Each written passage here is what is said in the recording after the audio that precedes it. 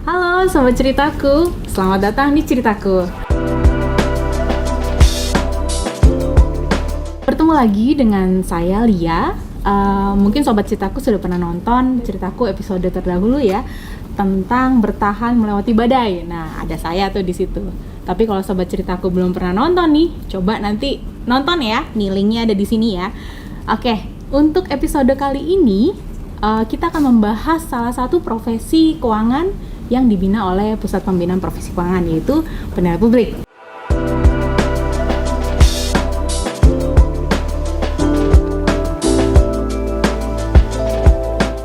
Nah, saya tuh sering banget mendapat pertanyaan mengenai penilai publik.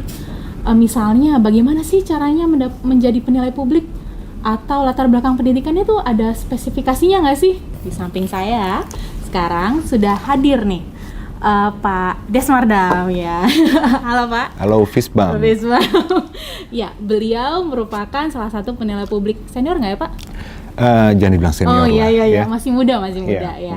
Pak Desmardam merupakan managing partner dari KJPP Desmar, Ferdinand, Hendriawan dan rekan. Bener ya Pak? Betul. Dan beliau juga ketua bener ya Pak? Iya. Ketua Badan Pelaksana Pendidikan. Kepala sekolahnya MAPI. Ya, oke. Nah, gimana nih kabarnya Pak Desmar? Baik Bu. Saya panggilnya Bu Lia atau ada nama lain? Itu sih Pak namanya. Lia aja ya, nggak ada nama. Iya, Lia aja. Oke. Jadi baik Bu Lia. Apa kabar juga Bu Lia? Baik ya? Pak Desmar. Terima kasih ya Pak sudah hadir di sini. Sama-sama. Kita ngobrol-ngobrol santai mengenai penilai publik ya Pak. Oke. Nah, Bapak, pertanyaan mendasar nih Pak. Sebenarnya apa nih Pak yang dimaksud dengan penilai? Oke, kalau bicara penilai ya. Penilai itu bisa diartikan sebagai orang yang kompeten nih dalam memiliki atau melakukan kegiatan penilaian nih. Baik. Jadi dia punya kompetensi untuk melakukan kegiatan penilaian gitu. Oke, nah berarti seseorang harus memiliki kompetensi tertentu ya Pak, sehingga dia bisa disebut sebagai penilai publik. Nah, kompetensinya itu seperti apa Pak? Mungkin bisa diceritakan. Kalau bicara kompetensi, kita kan sebenarnya kalau kompetensi itu ada 6 aspek ya. Kalau kita boleh bicara tuh ya, ada knowledge di situ ya, ada attitude gitu ya, ada value, ada ada interest ya. Itu aspek dari kompetensi. Nah, untuk mendapatkan kompetensi itu ya harusnya melalui pendidikan penilai yang diselenggarakan di MAPI gitu ya. Baik pendidikan designasi maupun pendidikan non designasi. Itulah untuk mencapai kompetensi itu. Itu bentuknya seperti apa Pak? Apakah training aja atau ada kelas-kelas khusus nih harus ikut lalu nanti ada ujiannya atau seperti apa Pak? Jadi kalau menurut saya dua-duanya itu baik designasi maupun non designasi itu sebenarnya non formal ya, karena nggak dilakukan di perguruan tinggi kan gitu ya, belum dilakukan di perguruan tinggi gitu ya, artinya kurikulumnya belum ada di perguruan tinggi. Nah, designasi non designasi itu hanya memisahkan IPD dengan CPD. Jadi designasi itu initial professional development-nya, non designasi itu continuous professional development-nya. Nah, bicara designasi itu kita kenal ada pendidikan dasar dan pendidikan lanjutan. Lanjutan. Kemudian ada pendidikan profesi. Pendidikan profesi. Dasar dan lanjutan juga. Jadi kita sebut yang pendidikan dasar itu PDP 1, PDP 2, profesinya PDS. Pendidikan dasar untuk standar. Baik. Kemudian ada PLP 1, PLP 2, profesinya PLS. Pendidikan lanjutan untuk standar gitu. Nah, non designasinya itu yang disebut dengan PPL itu kan continuous program development yang wajibnya diminta PPPK gitu kan. Ketika dia jadi penilai publik kan dia harus mengupdate tuh. Betul. Karena bicara kompetensi tadi kan knowledge dan skill gitu ya. Kalau nggak begitu dia ketinggalan zaman tuh. Karena disarankan dibuatkan CPD gitu ya. Sih Bu Lia. Nah, kalau bicara mengikuti pendidikan biasanya ada batasan minimum requirement nih Pak. Misalnya minimal pendidikannya apakah SMA atau D3 atau S1 Kalau untuk pendidikan penilaian ini seperti apa Pak? Requirement-nya minimum D3. D3 ya? D3 gitu ya. Walaupun ada juga ya yang waktu kemarin tuh SMA juga masih diperbolehkan, tapi untuk sekarang sih kita sih maunya D3 gitu ya untuk batas minimumnya gitu. Ada jurusan tertentu nggak Pak? Lulusan jurusan tertentu? Nggak ada sih, karena penilai itu multidisiplin ya. Gitu ya, jadi saya rasa semua background, semua latar belakang pendidikan bisa kok ikut pendidikan penilaian. Kalau lulusan D3 masih bingung nih mau kemana, bisa dicoba nih. Nanti ketemu sama kepala sekolah MAPI ya kita. Kayaknya kalau zaman sekarang ditanya cita-citanya jadi apa? Polisi, dokter udah biasa Pak. Bahkan sekarang YouTuber atau influencer. Oh itu Gen Z semua itu. Gen Z semua ya. Ini kesempatan besar loh, penilai publik. Nah, kalau nggak salah total penilai publik di Indonesia tuh baru 700-an ya Pak? Iya, 700-an lah, sudah 700-an ya. Masih luas banget nih. Ya Pak Desmar, tadi kan sempat menyebutkan untuk pendidikan yang diselenggarakan oleh asosiasi. Asosiasi Penilai Publik ini MAPI ya Pak ya? Betul. Seperti apa sih Pak bentuknya? Oke, jadi ini ya, terkait sertifikasi ya. Memang sertifikasi di penilai publik itu ya, yang dinaungi oleh MAPI ya, Masyarakat Profesi Penilai Indonesia, itu ada tiga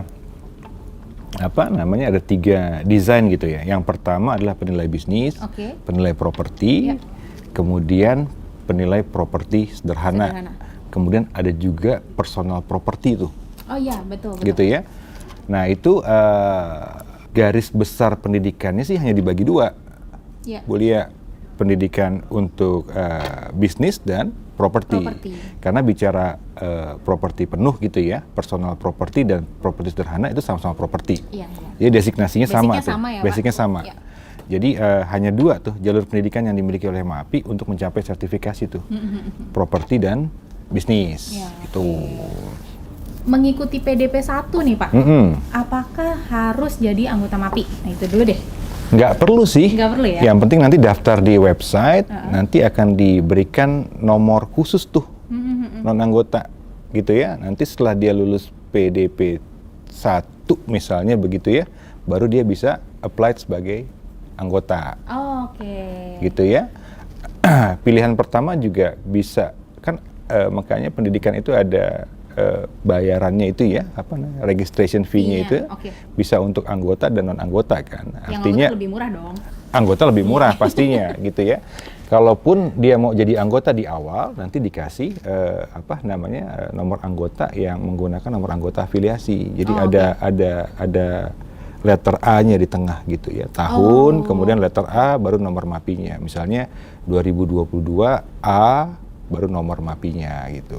Baik. Berarti ada tingkatannya juga nih ya Pak untuk keanggotaan MAPI ya? Ada. Dari A ke A, P, lalu kemudian T, kemudian S. S yang certified ya? S yang certified. Kalau di belakangnya Bu Lia sering lihat tuh MAPI Cert. Wah itu udah S tuh. S tuh pasti. Iya gitu. Berarti Pak Desmar S juga dong pasti ya? S, bukan si Tompul. S ya gitu ya. Nah, lanjut terus misalnya Pak, ada terus nih kesempatannya PDP 1, PDP 2 sampai PLS. Untuk ikut USP, itu ujian sertifikasinya ya Pak? Betul. Ada syarat tambahan lagi nggak Pak? Kalau sudah syaratnya hanya T itu tadi ya. Jadi dia bisa langsung ikutin ujian sertifikasi tuh. USP tuh kalau dia udah anggota T gitu ya. Dari A ke T butuh berapa lama Pak waktunya? Kalau bicara pendidikan yang diselenggarakan MAPI karena jadwal pendidikannya itu tidak terlalu sering gitu ya. Mungkin bisa memakan waktu 3 sampai 4 tahun tuh untuk sampai ke sana ya. Kecuali tadi ikut di universitas ya, itu udah ada jalurnya. Tapi kita sekarang lagi coba kan, kayak Bu Lia tahu kita kan mau masuk ke dalam sistem modul ya. Mudah-mudahan dengan sistem modul tadi lebih terarah gitu ya. Jadi kan sistemnya udah kayak kuliah tuh. Ya kan, mata ajarnya udah pasti, kemudian diikutin tiap hari apa gitu ya. Kemudian selama berapa lama dia harus lulus mata kuliah tersebut kan gitu, misalnya begitu. Ya, dibandingkan sekarang kan kita buka pendidikan, kemudian nunggu kuotanya gitu ya. Kalau kuotanya nggak nyampe, nggak break even point, nggak jalan. Tunggu lagi nanti tahun berapa Tapi gitu. biasanya kalau properti itu setahu saya lebih sering ya Pak dibandingkan bisnis ya? Oh iya, karena peminat di properti memang banyak lebih banyak pastinya di properti. Iya. Gitu. Nah, kembali lagi Pak, saya sebenarnya saya kan lulusan ekonomi. Nah, dulu pernah ikut PDP dan PLP ya Pak. Seperti apa sih materi yang diberikan saat PDP? Karena kan background pendidikannya bebas aja nih sebenarnya. Betul. Jadi kalau pendidikan dasar lah ya, PDP 1 lah kita bilang ya. Kalau untuk di properti itu objektifnya adalah menghasilkan nanti kawan-kawan itu bisalah dia melakukan yang namanya investigasi lah. Minimal site visit gitu ya. Survei ya Pak? Survei, inspeksi itu. Jadi kita punya tenaga ahli yang bisa melakukan hal tersebut. Itu pendidikan dasar. Kalau di bisnis, terkait dengan kemampuan dia dalam melakukan analisa. Laporan keuangan. Baik laporan keuangan, analisa industri, apapun juga. Jadi kita di pendidikan dasar untuk bisnis itu terkait dengan kemampuan dia untuk melakukan analisa. Itu dasarnya tuh ya. Kalau di properti tadi ya, survei, inspeksi, itu outputnya gitu ya.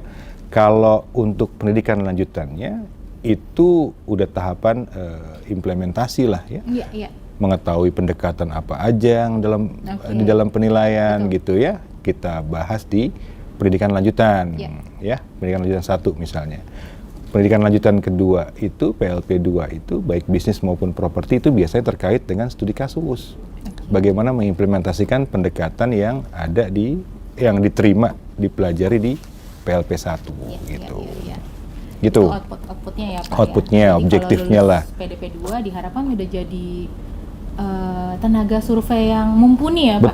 Betul. Kan P2PK juga begitu peraturan ya kan? Betul. Kalau belum pendidikan nggak boleh ikut survei, langsung di warning kan gitu. Bisa kena peringatan. Oh iya, dan untuk RMK juga syaratnya kan pendidikan dasar ya? PDP 1, PDP 2 dan PDS. Iya, jadi tenaga penilai terregister ya Pak? Terregister sekarang. Semuanya tercatat. Betul. Apakah ada pendidikan kita yang diselenggarakan oleh selain MAPI ya? Iya, oleh formal gitu ya. Ada, tuh ada ya. Yang sekarang kita jalan itu D4-nya vokasi lah, UGM, sama MEP UGM, kemudian ada MMPP USU. Jadi kalau tadi Bapak bilang mau ikut pendidikan minimal D3, ini ada kesempatan lagi lulusan SMA daftar ke vokasi UGM misalnya ya. Betul. Itu bisa ambil jalur untuk menjadi penilai publik nantinya gitu ya Pak. Betul. Apakah ada privilege khusus nih Pak? Kalau misalnya kita ikut vokasi UGM nih? Ya pastinya ada. Kalau kita bicara pendidikan diselenggarakan oleh MAPI kan kita nggak ikut pendidikan formalnya tuh. Iya, betul. Kalau kita di perguruan tinggi kan ada pendidikan formalnya, plus nanti dapat penyetaraan pendidikan dasarnya. Artinya PDP 1, PDP 2, mungkin PDS juga sudah langsung bisa dia dapatkan tuh. Betul. Diharapkan lulusannya itu bisa langsung terjun ya Pak di industri penilaian. Udah ngelotok lah ilmunya. Sebagai staf penilai lah minimal. Sebagai staf penilai dulu gitu. Ya. Oke, sobat ceritaku, diskusi kita kali ini dengan Pak Desmar seru banget kan ya. Mungkin Pak Desmar ada pesan untuk sobat ceritaku di sana? Jadi sobat ceritaku, memang kalau bicara profesi penilai itu, jujur saya katakan belum banyak yang tahu gitu ya. Apa sih penilai itu? Juru taksir ada yang bilang atau apa gitu ya. Ada yang bilang, oh penilai itu ya, yang nilai rumah untuk agunan ya, katanya begitu ya. Sebatas itu ya Sebatas Pak? Itu, padahal kan penilai itu banyak ya, luas ya. Nah, pendidikannya juga tadi udah dibicarakan kan, berjenjang ya. Jadi bagi saya profesi ini bukan profesi yang sembarangan gitu ya. Kalau orang Medan bilang bukan profesi kaleng-kaleng nih. Bukan kaleng-kaleng nih profesinya gitu ya. Jadi saya mungkin mengajak ya sobat ceritaku ya untuk menjadi bercita-cita menjadi penilai gitu ya. Dan melalui MAPI gitu ya, karena salah satunya yang punya program untuk pendidikan ini ya yang diakui oleh P2PK juga adalah MAPI, gitu Baik, aja baik, ya. Oke, Sobat Ceritaku, seru sekali pembicaraan kita hari ini bersama Pak Desmar. Jika Sobat Ceritaku ingin mendapatkan informasi lebih lanjut mengenai pendidikan ataupun peraturan-peraturan terkait penilai publik, Sobat Ceritaku bisa klik link yang tersedia di description box di bawah ini ya. Baik, kayaknya obrolan kita harus terhenti sampai sini Pak Desmar. Terima kasih untuk waktunya. Sama-sama, Sampai ketemu lagi. Bu Lia. Ya. Ya. Bye-bye. Bye-bye, Sobat Ceritaku.